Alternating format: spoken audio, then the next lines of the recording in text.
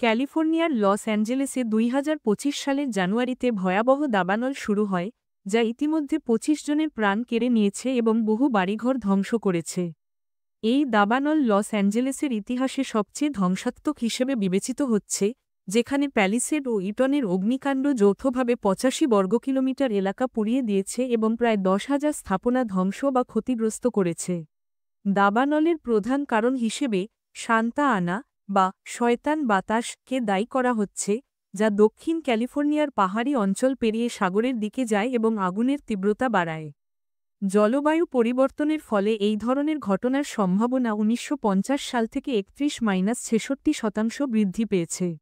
দাবানল নিয়ন্ত্রণে আনতে দমকল বাহিনী নিরলস প্রচেষ্টা চালিয়ে যাচ্ছে, তবে সমুদ্রের লবণাক্ত পানি ব্যবহার করা হচ্ছে না, কারণ তা মাটির উর্বরতা নষ্ট করতে পারে। এদিকে স্থানীয় সময় বৃহস্পতিবার ১৫ জানুয়ারি পর্যন্ত আগুন নিয়ন্ত্রণে আসেনি এবং আগুনে টর্নেডো সংখ্যায় রেড ফ্ল্যাগ সতর্ক জারি করা হয়েছে। এই ভয়াবহ দাবানল ক্যালিফোর্নিয়ার বাসিন্দাদের জন্য এক গভীর সংকট সৃষ্টি করেছে, যা জলবায়ু পরিবর্তনের প্রভাব এবং প্রাকৃতিক দুর্যোগের মোকাবিলায় আরও কার্যকর পদক্ষেপ গ্রহণের প্রয়োজনীয়তা তুলে ধরেছে।